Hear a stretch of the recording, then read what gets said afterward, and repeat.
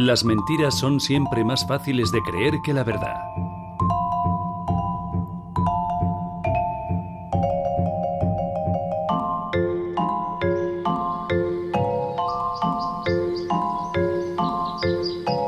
En el cuento de Perrault, Piel de asno, un malvado rey poseía un burro cuyo estiércol se convertía en oro. Hoy esta antigua historia parece repetirse en nuestros pueblos y ciudades.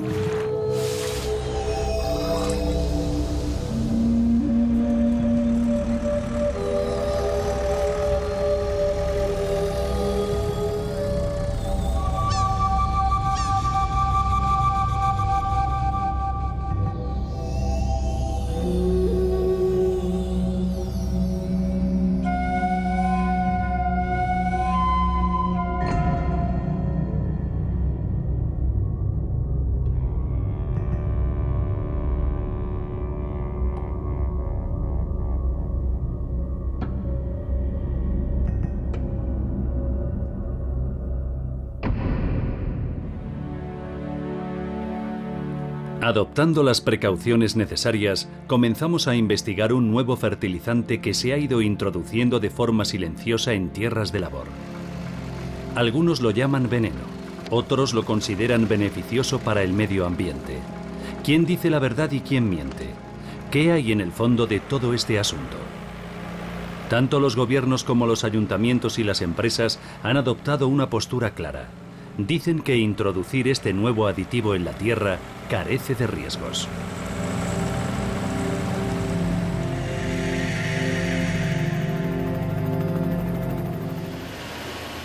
Cientos de camiones ya han descargado en nuestros campos miles de toneladas de compost, este material fertilizante procedente de residuos sólidos urbanos.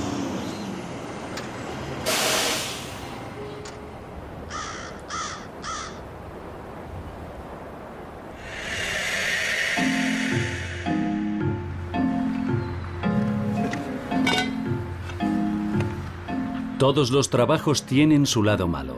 Nosotros comenzaremos la investigación de estos fertilizantes por donde muy pocos se aventurarían.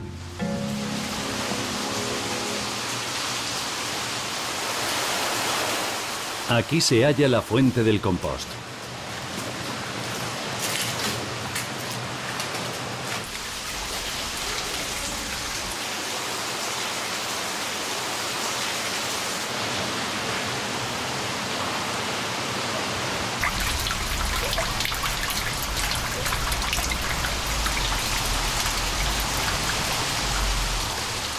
Cada ser humano elimina una media de 35 kilos de excrementos al año y 150 litros de orina.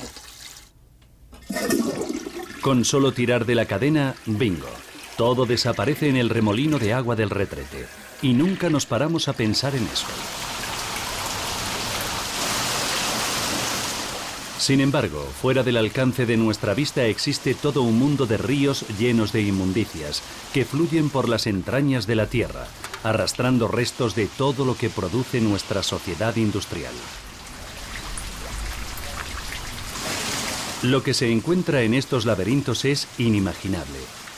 El agua de las alcantarillas, mezclada con vertidos de residuos hospitalarios y químicos, se combina con materia orgánica para formar una amalgama de derivados del petróleo, productos químicos y peligrosos virus y bacterias. Hasta no hace demasiado tiempo los conductos de aguas residuales desembocaban directamente en ríos y otras vías de agua, lo que generó un serio problema de contaminación. Entonces se adoptaron medidas para evitar la polución de las vías fluviales. Se construyeron plantas purificadoras de agua que costaron miles de millones y ahora tratan nuestras aguas residuales. En Quebec, por ejemplo, la planta de Montreal es una de las mayores y más modernas del mundo. Trata el equivalente al 50% de las aguas residuales de la provincia. Todas las aguas residuales de las zonas residenciales, industriales, comerciales y demás vienen a parar aquí. ¿Cuál es exactamente el tratamiento de las aguas residuales en una purificadora?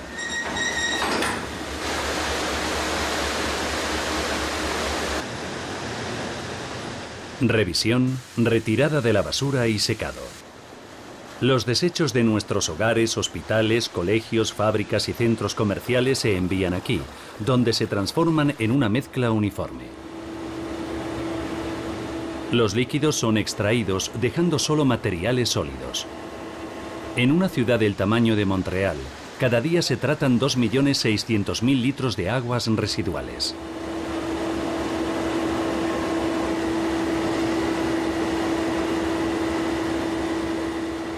Montreal, junto con el resto de ciudades de la provincia de Quebec, produce anualmente 200.000 toneladas de residuos tratados, que han de ser eliminados, ya sea mediante la incineración, el almacenaje bajo tierra o la diseminación por tierras de cultivo.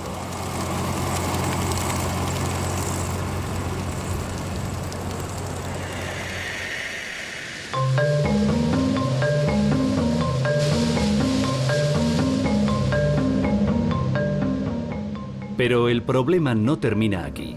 En Quebec, solo la industria del papel produce 2 millones de toneladas de fango residual. Últimamente se han hecho muchas cosas con respecto a los excrementos líquidos producidos en granjas de cerdos, pero nadie ha dicho nada del supuesto fertilizante que nos llega de las plantas papeleras. A pesar de que con frecuencia se habla de su contenido en furanos cancerígenos y metales pesados, cada año se vierten 800.000 toneladas de residuos de papel procedentes de estas fábricas en campos de cultivo de maíz y patata. Además, los desechos industriales son esparcidos por los bosques mientras se emplean como fertilizante para la industria maderera. Cada vez aparecen más desechos sépticos en el paisaje. ¿Qué ha provocado el nuevo entusiasmo de nuestros gobiernos por esta práctica? ¿Y cuál es su base científica? Bueno, no hemos inventado la rueda, solo hemos visto lo que se estaba haciendo en otras partes. En particular, la utilización de los desechos urbanos en la agricultura se practica desde hace décadas en Estados Unidos y Europa. Y décadas después de reciclar residuos urbanos en Estados Unidos de esta forma, no se han observado problemas de ninguna clase. Salimos a ver qué se había estado haciendo en otras partes y pronto encontramos casos bastante inquietantes. Contactamos con la familia Pennock, que nos invitó a visitarles en Robsonia.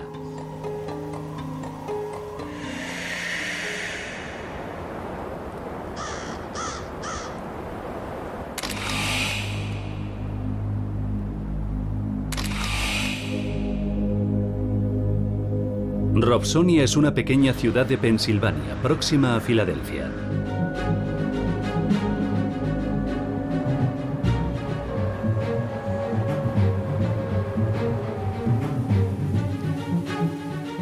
Tal como ha ocurrido a lo largo y ancho de todo Estados Unidos, las tierras de labor de esta zona llevan años siendo receptoras del mismo presente, residuos urbanos. El vecino de Russell Pennock los empleaba para fertilizar su maizal. Me dijeron con estas palabras que era fertilizante. Y me imaginé que era una práctica habitual en las granjas. Y entonces pensé, bueno, el olor, las moscas, bueno, si quiero vivir en el campo, tendré que soportarlo. Pero no tenía ni idea de que estaban usando productos tóxicos, productos químicos tóxicos en los campos de cultivo. En 1995, la vida tranquila de la familia Pennock sufrió un giro trágico. Esta es una fotografía de nuestro hijo Daniel, que se hizo 5 días antes de que fuera ingresado en el hospital, creo.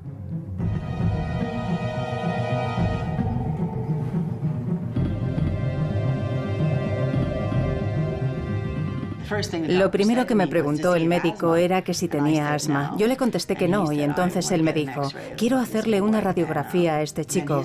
Y entonces llamó a su médico de cabecera, al médico de Danny, y le metieron en cuidados intensivos de inmediato.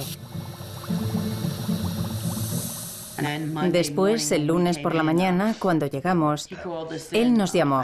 El médico de Danny entró y nos dijo que había pasado muy mala noche y que tenían que ponerle respiración asistida.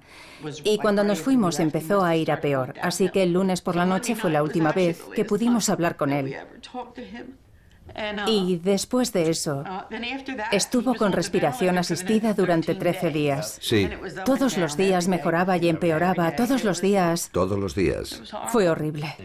Lo que aparecía en las radiografías eran horribles. No sé, no eran más que manchas borrosas. Era horrible. Era todo negro. Estaba todo borroso, negro. Mire, era todo, decían, esto es algo que solo esperaría ver en alguien De 80 años. De 80 años. Su hijo Daniel murió asfixiado. Y el dolor de los Pennock se veía agravado porque no entendían qué le había pasado.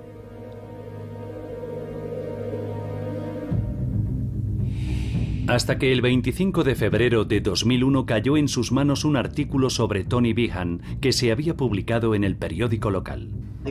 Era un artículo sobre un niño llamado Tony Behan que había muerto a causa de los residuos. Leí el artículo y decía que había desarrollado una septicemia, tenía la sangre envenenada. Exacto.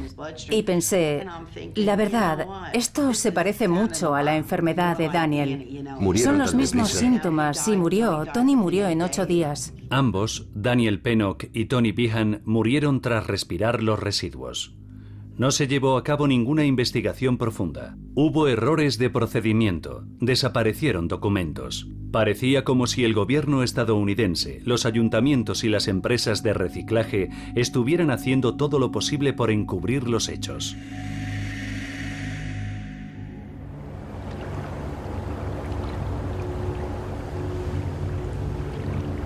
De allí nos dirigimos a Nueva York, que posee una larga historia de reciclaje de residuos urbanos. La Gran Manzana cuenta con 14 plantas de tratamiento de residuos esparcidas por el territorio municipal. Esta, por ejemplo, es un maravilloso ejemplo de urbanismo. Se halla situada en la ribera del río Hudson, oculta bajo un parque público. Nos recibió el director de la planta, que se mostró suspicaz. Bienvenidos a la planta de control de contaminación de aguas de North River. Como pueden ver, esto no es lo que se considera una planta de tratamiento de aguas residuales normal. De hecho, está situada dentro del parque Riverbank State, una de las joyas del conjunto de parques de Nueva York. Aquí, bajo el parque, el contenido de las alcantarillas de la ciudad sufre su primera transformación. Los desechos resultantes son trasladados en una barcaza a la planta de tratamiento de residuos situada al otro lado de Manhattan. Fue en Nueva York donde se convirtieron por primera vez en una valiosa materia prima. El compost de residuos sólidos urbanos es muy rico en nitrógeno y también en fósforo. Es un fertilizante excelente. Por eso estos residuos se reutilizan aprovechándose en varios puntos de todo el país como abono en zonas de cultivos y de pastos.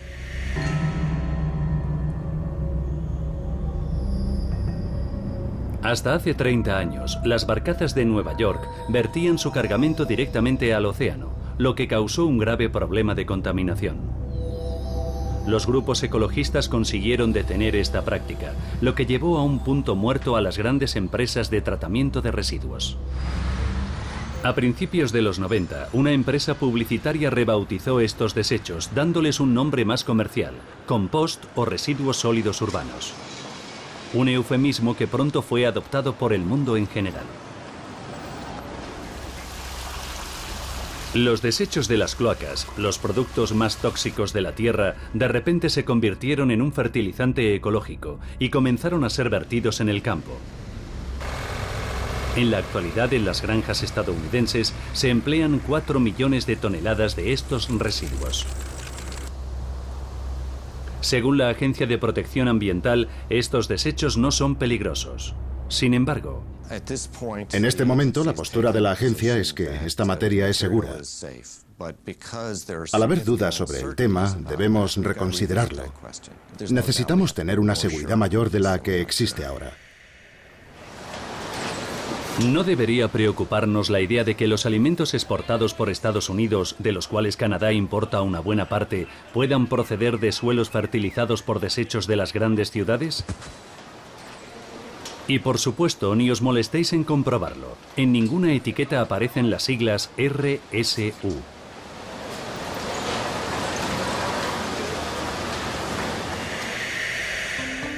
Al darnos cuenta de la cantidad de desechos reciclados que fertilizan el suelo agrícola en Estados Unidos, contactamos con uno de los muchos grupos que se oponen a esta práctica.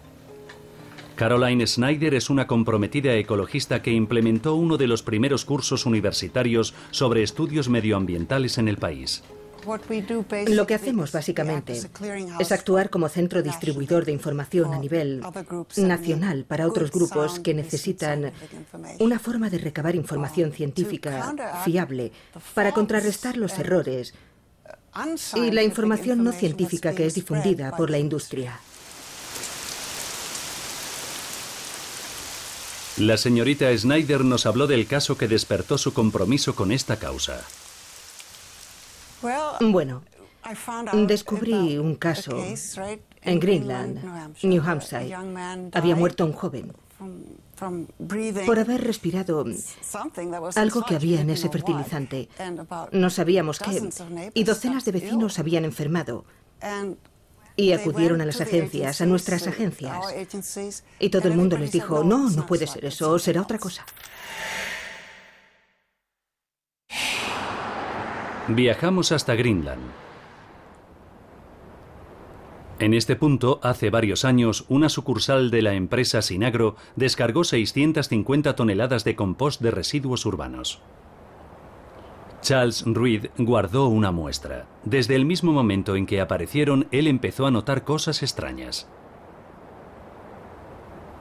En esta calle, mucha gente enfermó y tuvieron que ir al médico, perdiendo un día de trabajo. Y los niños faltando al colegio, porque los camiones pasaban justo por aquí y los residuos caían y se esparcían al golpear las ruedas. Crearon un camino marrón de fango que caía cubriendo completamente esta carretera. Y fue una situación horrible. En esta casa de Greenland vivía un joven de 26 años llamado Shane Conner. Sí, el dormitorio de Shane Conner estaba en esa casa color beige. Son las dos ventanas que se ven arriba y se halla a 100 metros del campo. Las ventanas se atascaron y se rompieron y permanecieron entornadas con unos 10 centímetros de abertura, y todos los días, día y noche, estaban abiertas y el viento soplaba llevando el olor de los desechos. Preocupado por los residuos, Charles habló con la madre de Shane. La miré y le dije, en esos residuos hay cosas que les matarán. ¿Que pueden matar? Son fatales. Y 2 semanas después, su hijo falleció a las 5 de la mañana, asfixiado, intentando respirar. Shane Conner ya no está entre nosotros. Murió en 1995 tras inhalar los vapores del compost de residuos urbanos extendido sobre un campo próximo. Joan Marshall, la madre de Shane, inició una larga y angustiosa lucha por conseguir que Sinagro admitiera su responsabilidad en la muerte de su hijo. La empresa, afincada en Houston, ofreció a Joan una compensación económica a condición de que retirase el pleito y guardara silencio para siempre. Hay continuos ejemplos de modo regular por todo el país de problemas con este fertilizante. Y la mayor parte están relacionados con Sinagro, que es una compañía nacional que se dedica al tratamiento de residuos urbanos en particular, de costa a costa. Por todo Estados Unidos están empezando a surgir grupos de ciudadanos que denuncian el silencio de las autoridades acerca de los problemas relacionados con estos desechos. Mientras, las empresas de reciclaje intentan desacreditar a sus víctimas por todos los medios. Son ignorados o rechazados, como histéricos o hipocondríacos. Porque la postura de la Agencia de Protección Ambiental es que este compost no puede hacerte enfermar, por tanto no puedes estarlo. Así que toda esa gente que siente náuseas y vomita o sufre infecciones respiratorias, para ellos son unos hipocondríacos. El problema de Shane Conner no fue imaginario, su muerte fue muy real. Los Pennock y los Conner no son las únicas víctimas de este fertilizante. Hemos descubierto que en Estados Unidos mucha gente padece los mismos síntomas. Barbara Rubin es una de ellas. En agosto del año 2001 desarrollé una grave neumonía. Y fue una neumonía muy atípica. No mostraba ningún síntoma en absoluto. Pero estuve gravísima. Y al final, después de varios meses, nos dimos cuenta de que había unos 10 casos de neumonía en nuestro pueblo, que tiene una población de entre 200 y 250 personas. A pesar de todas las evidencias, en diciembre de 2003, la Agencia de Protección Ambiental mantenía que no había ninguna relación entre los distintos casos. ¿Por qué cierra los ojos la Agencia de Protección Ambiental ante esta situación? Caroline Snyder nos presentó a un científico que sabe mucho sobre dicha agencia, y fuimos a verle a Filadelfia.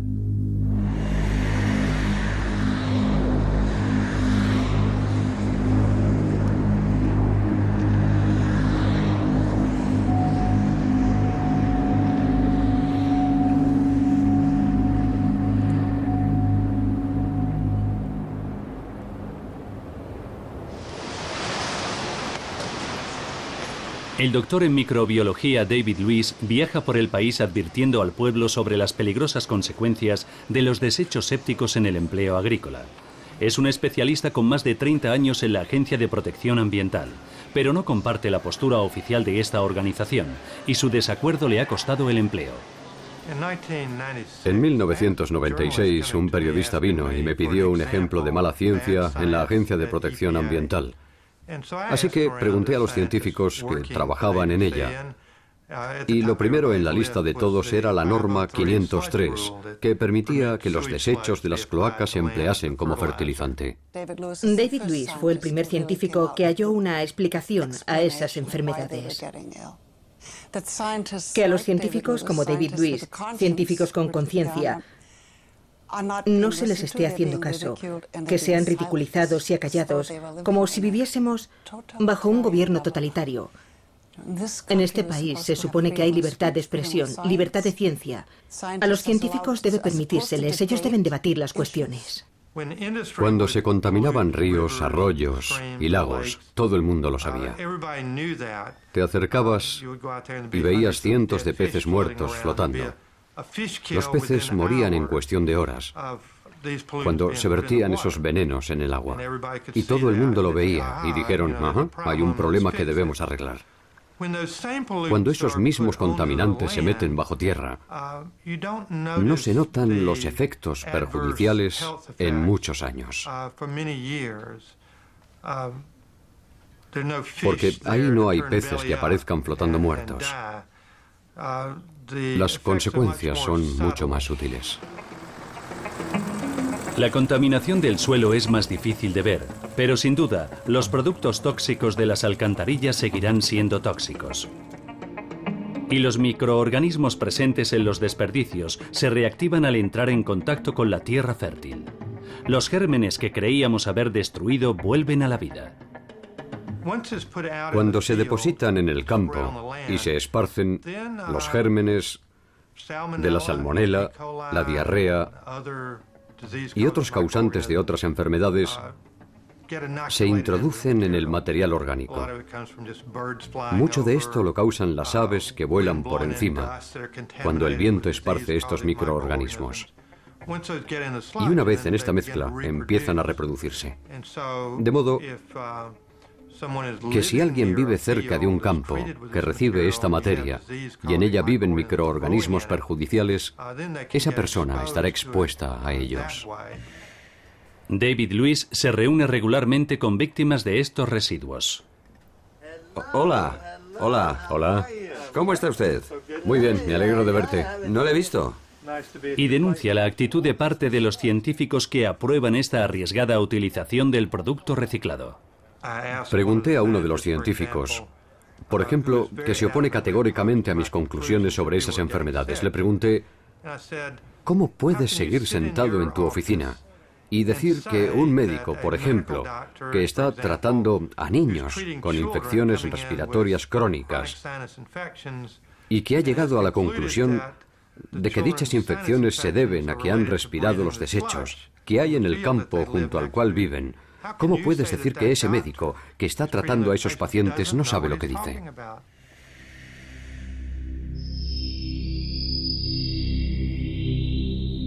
Continuamos nuestra investigación, esta vez en Ontario, Canadá, donde hace años que se reciclan los desechos urbanos.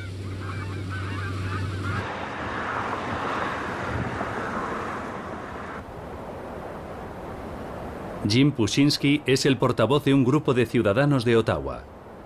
Piensa que es una tontería volver a introducir en el ciclo alimentario unos desechos, cuya retirada ha costado una fortuna. La intención era esparcirlos por la tierra en lugar de verterlos en el mar. Lo que está pasando es que el agua los arrastra y acaban en el océano contaminando todo lo que encuentran a su paso. Jim nos habló de Lisa Jones. Junto a su casa se descargaron toneladas de compost de residuos urbanos procedentes de la planta Picard de Ottawa. Cuando esparcieron ese compost al lado, todos enfermamos. Todos tuvimos diarrea, dolor de estómago, perdimos el apetito, nos dolía la garganta, sufrimos migrañas, nos escocían los ojos. Cuando nos despertábamos teníamos muchas legañas. Eran síntomas muy variados que todos experimentamos a la vez. Ella también lo sufrió, solo tiene 2 años y medio, así que no entendía lo que pasaba, pero no comía y no tenía ganas de jugar. Y le picaban los ojos y todos tuvieron diarrea. No se encontraba bien, igual que el resto. Lisa Jones contactó con el ayuntamiento varias veces. Siempre obtuvo la misma respuesta, que esa práctica era segura, que no tenía de qué preocuparse. Empezó a desanimarse. No conseguía nada, hasta que contactó con Jim Pushinsky. ¿Qué tal, Lisa? ¿Cómo estás? Me alegro de volver a verte. Y yo, pasa. Como consecuencia de este caso y de las presiones del grupo, en Ottawa se impuso una moratoria acerca de la utilización del compost de residuos sólidos urbanos, más tarde rescindida. El Dr. Cushman, que está a cargo de los temas científicos en la ciudad, apoya por completo esta decisión. La Junta cambió de opinión. Fue una nueva Junta, en realidad, la que anuló la decisión y ha permitido que el programa continúe. Hace 3 o 4 años se nos pidió que estudiásemos el programa y proporcionásemos datos, un análisis científico de los riesgos, estudiando también las prácticas, así que el departamento ha sido coherente. Lo que ha hecho es concluir que no existen pruebas concretas y sólidas de que esparcir este compost, como lo hacemos en Ottawa, sea peligroso. Doc Thompson, concejal de una zona rural de Ottawa, no está de acuerdo. Él rebate acaloradamente la suspensión de la moratoria. En Ottawa, solo 5 de los 21 concejales proceden del entorno rural, de modo que es difícil ganar la batalla. La población en las áreas rurales asciende a unas 80.000 personas y en la ciudad es de 720.000, así que tenemos los números en contra y creo que en la mayoría de los casos ocurre algo similar. La población más grande puede dictar las normas. Los granjeros y agricultores de la región de Ottawa reaccionaron. Preocupada porque sus tierras pudieran convertirse en un vertedero, Stella Rose, agricultora y concejal municipal, dirigió el ataque. Nadie sabe exactamente qué lleva. Cuando pides que se analice, resulta demasiado caro. ¿Pero qué precio estamos pagando? Si perdemos nuestra agua y nuestra tierra, ¿qué nos queda?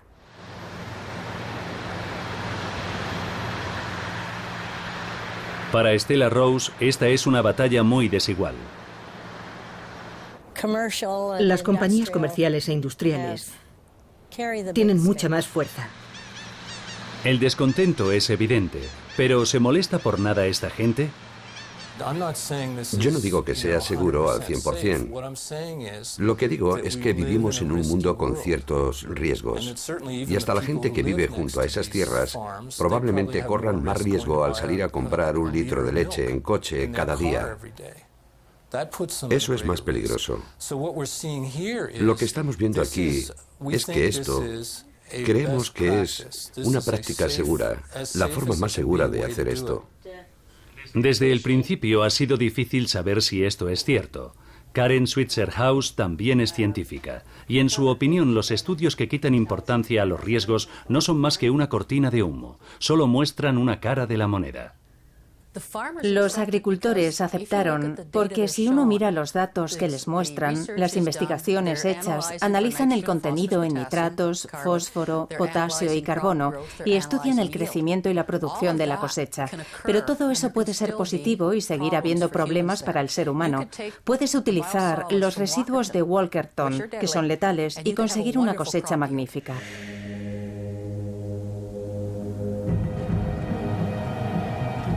En Walkerton, las autoridades insistieron en convencer a los ciudadanos de que el agua era potable cuando en realidad estaba contaminada. El resultado, 7 muertes. Los residentes de Walkerton pagaron muy caro la laxitud de ciertos individuos y la indiferencia del gobierno de Ontario, cuyas prioridades eran la bajada de impuestos y el déficit cero. Pero esta lección parece haber pasado desapercibida.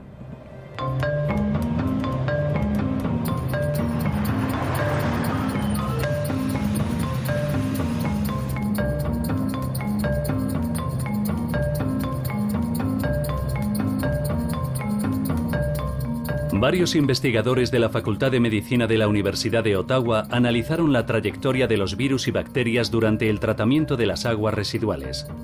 Sus estudios revelan que el 80% de los virus sobreviven a los procesos aplicados, lo que significa que las causas de numerosas enfermedades para las que no se conoce cura, como la encefalopatía espongiforme o de las vacas locas y la gripe aviar y microbios resistentes a los antibióticos, podrían subsistir en este fertilizante. Pero ¿de qué consta exactamente el compost de residuos sólidos urbanos? Además de materia orgánica, los estudios muestran la presencia de metales pesados perjudiciales para la salud y de millones de otros elementos, muchos de ellos cancerígenos.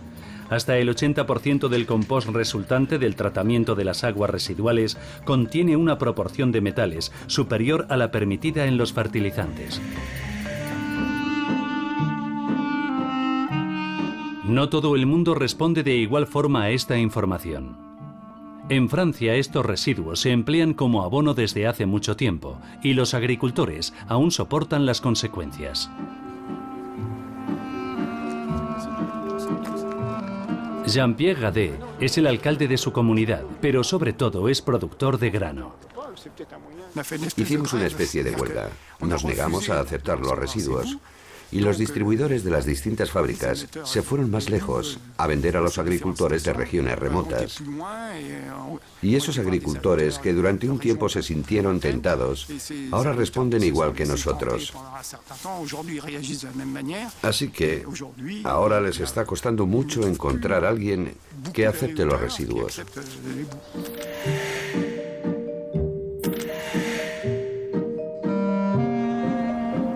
Nos hallamos en Valdoise, una extensa zona rural situada al norte de París.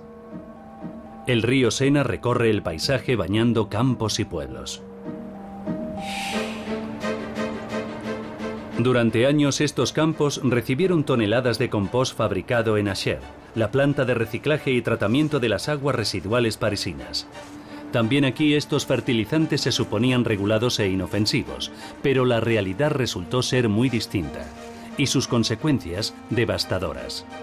En muchas partes ya no se ven fértiles campos, sino tan solo páramos yermos. Aquí, en este lugar, todavía quedan restos donde se almacenaban los desechos. Aún se ven residuos. Lo que nos ha hecho reaccionar ahora es el hecho de que no existe ninguna planificación.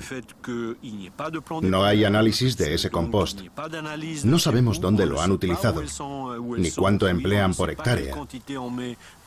Es evidente que se ha hecho descuidadamente, sin ningún respeto a la normativa. George Rembikos es el presidente de Auvergne Environment, un grupo de ciudadanos de la región de Vexin. Es biólogo y participa activamente en el debate que ha unido a la población. En esta zona la situación era tan catastrófica que hubo que prohibir la utilización agraria de los residuos urbanos. En algunos terrenos donde se había empleado tan solo un año este fertilizante, la contaminación duró hasta 20. En términos generales, si comparas los campos que recibieron estos desechos con los que no los usaron, se ve un incremento significativo de metales, y a mí me parece que en un problema de este tipo ha de actuarse con precaución.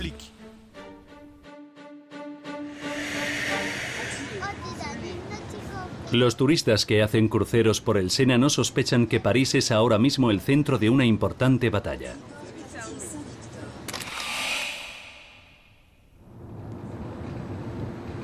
Los parisinos siempre se han enorgullecido de su red de alcantarillado. En 1889, durante la Exposición Mundial de París, se inauguró la Torre Eiffel. A la vez se invitaba a los visitantes a recorrer las entrañas de la ciudad de las luces visitando sus cloacas. Aún en la actualidad existe una ruta turística a través de los túneles de aguas residuales. Sin embargo, el fin de nuestra historia está lejos de ser pintoresco. Toda esta red de túneles lleva a la planta de tratamiento de aguas residuales de Asher, que crece y se moderniza continuamente.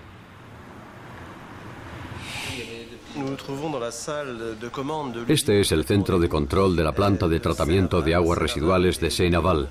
Es una de las 4 plantas de tratamiento de residuos del área metropolitana de París. La Corporación Municipal de Purificación de Aguas Residuales de París atiende aproximadamente a 8 millones de personas. Es la planta más grande de toda Europa. Creo que solo la de Chicago posee mayor capacidad.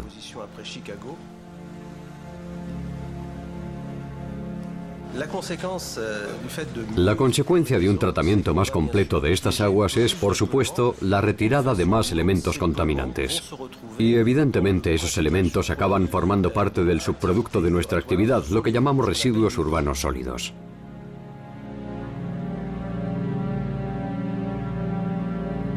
Cuanto más limpia acabe el agua, más tóxicos los residuos y más peligroso su reciclaje. Su uso principal, en lo que se emplea poco más del 50%, es como fertilizante agrícola. Enviamos al campo entre 65.000 y 70.000 toneladas y se utilizan en 12 provincias cercanas a París.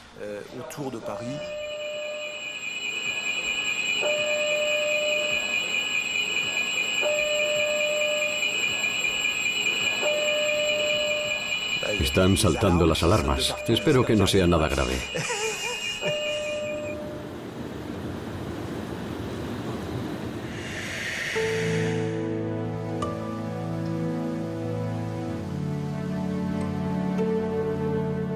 Tras ver a Asher, nos dirigimos a Ain.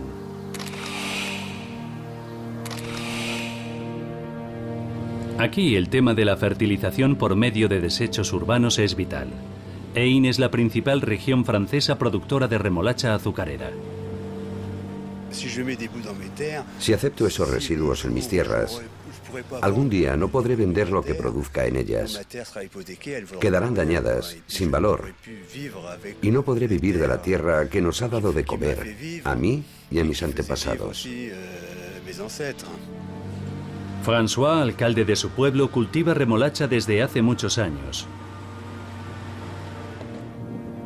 Y apoya a las fábricas de azúcar que rechazan el compost de residuos urbanos. Quieren que sus fábricas y su producto no tengan una espada de Damocles sobre su cabeza, como consecuencia del fertilizante de Asher.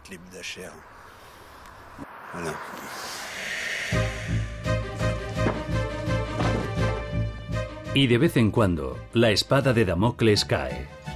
Las consecuencias de la enfermedad de las vacas locas se dejaron sentir profundamente en Europa. La industria alimentaria se ha vuelto más cauta.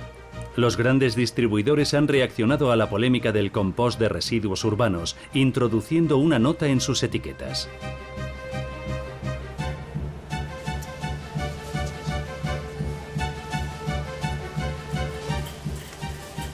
Carrefour, la cadena de alimentación más importante en Francia, no acepta alimentos producidos con este compuesto.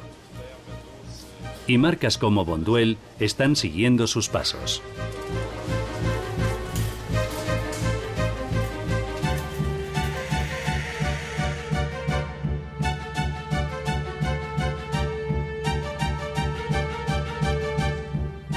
El debate se ha abierto en toda Europa. Y en este tema Suiza no es neutral. A diferencia de muchos gobiernos que promueven el uso de este fertilizante, el de Suiza lo ha prohibido.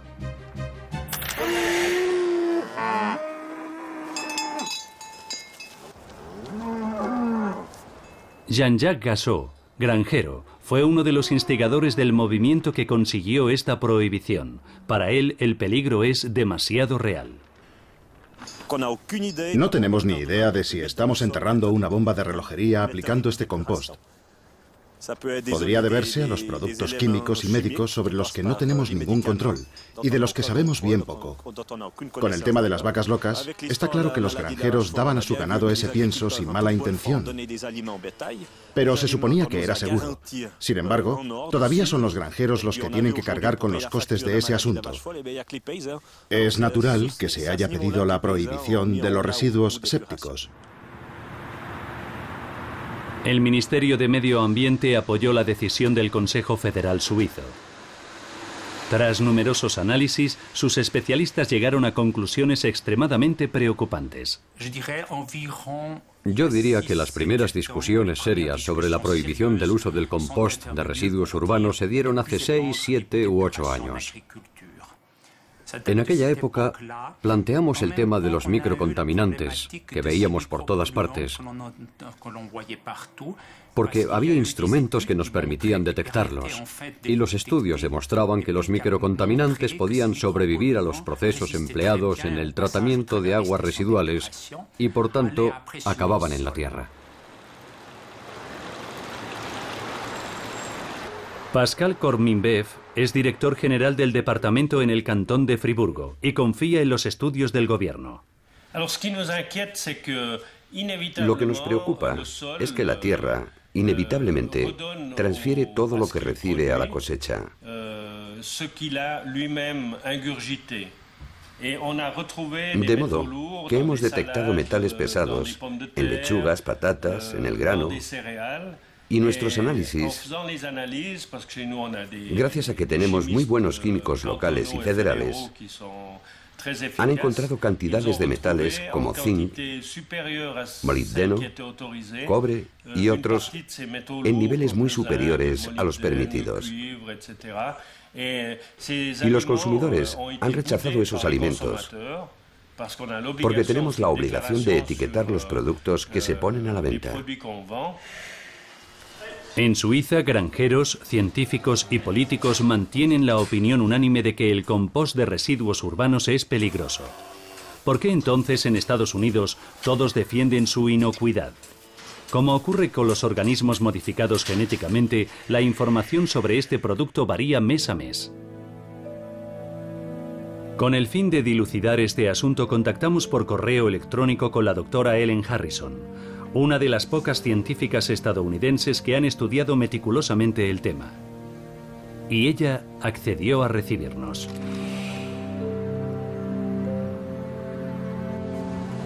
Este es el campus de Cornell, Nueva York, una de las universidades de mejor reputación en estudios agrícolas. Un equipo de investigadores dirigido por Ellen Harrison, sin ninguna relación con la industria del reciclaje, nos proporciona pruebas en contra de la utilización del compost de residuos sólidos urbanos.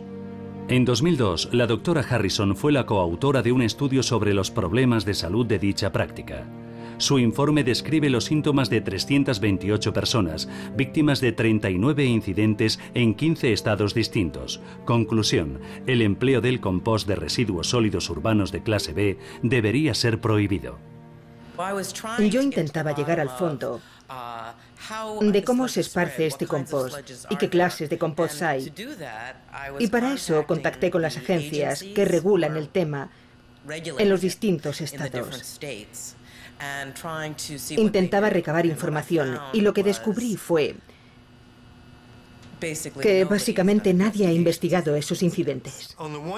Por una parte, la Agencia de Protección Ambiental es la primera en decir que no existen pruebas documentadas de que alguien haya enfermado a causa de los residuos. Pero por otra parte, tampoco investigan ninguno de los casos para ver si existen pruebas científicas. Y cuando alguien como yo que trabaja para la agencia se interesa por investigar esos casos, se encuentra de pronto en el paro. Así que creo que la Agencia de Protección Ambiental simplemente intenta proteger su política. No está estudiando realmente si existe o no ese problema.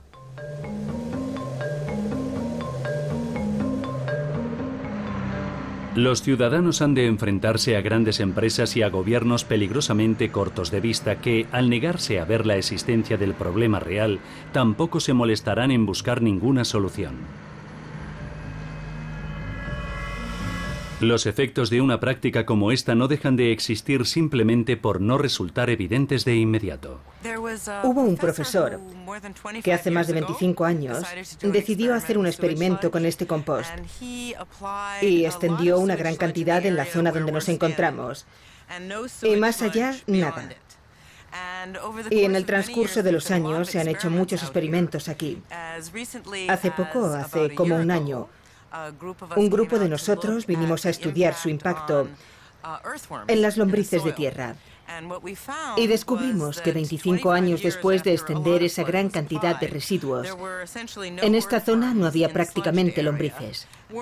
Y las lombrices son un indicador de la salud de la tierra agrícola, muy fiable. Así que su ausencia resulta preocupante, tanto para los procesos con que ayudan a la tierra, porque lo hacen reciclando materia orgánica, como porque eso indica que algo no va bien en la biología del suelo. Cuando la supervivencia de las formas de vida más sencillas, como las lombrices, resulta imposible, ¿es precipitado asumir que la vida humana también puede correr riesgo? En la actualidad deseamos proteger las aguas, el aire y los bosques, y con razón. Pero, ¿qué hay de la tierra? ¿No deberíamos preocuparnos también por el origen del primer eslabón de la cadena trófica, el suelo?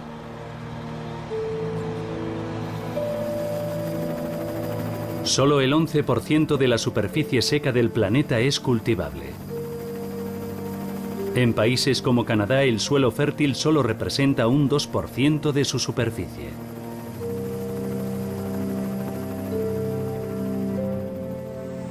En proporciones globales, la superficie de terreno cultivable por persona ha disminuido un 40% en 25 años.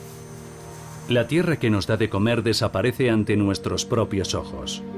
Seríamos más cautos si supiésemos que hacen falta unos 500 años de media para producir 2,5 centímetros de suelo fértil. Con una sola aplicación de compost podemos destruir algo que la naturaleza ha tardado 3.000 años en crear. No creo que los campos de cultivo deban ser un sitio donde verter nuestros desechos. El suelo agrícola es algo único, de lo que dependemos, que no puede crearse. Y cuando lo contaminamos, tenemos un grave problema. Al reciclar el contenido de nuestras cloacas para verterlo en la tierra agrícola, no estamos haciendo sino compactar todos los fracasos del hombre. Es como si hubiésemos decidido sin pensar volcar todos nuestros errores en la cadena alimentaria. La toxicidad se acumula y se incrementa hasta el punto en que, al final, no se podrán cultivar determinadas cosas en el campo. Y en ese momento, cuando nos demos cuenta de que tenemos un problema, será demasiado tarde. ¿En quiénes debemos confiar? ¿En aquellos que nos narran bonitos cuentos de hadas o en los que describen la realidad? ¿Esperaremos hasta que sea demasiado tarde para hacer prevalecer nuestros derechos como ciudadanos?